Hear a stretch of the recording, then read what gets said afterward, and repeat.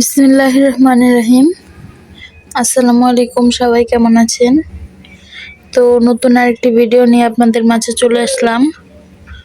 এই তো গুঁড়া মাছ দিয়ে সবকিছু আমি মাখিয়ে নিয়েছি। এখানে পেঁয়াজের কলি দিয়েছি, টমেটো দিয়েছি, হলুদ, মরিচ, লবণ, তেল এবং কিছুটা জল দিয়ে আলু দিয়ে মাখিয়ে নিয়েছি।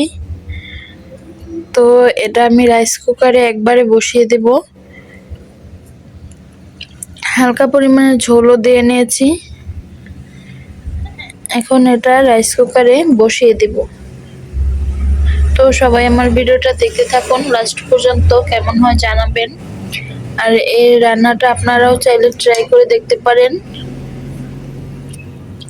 আমি সবকিছু একবারে বসিয়ে নিয়েছি, যা যা উপকরণ আছে।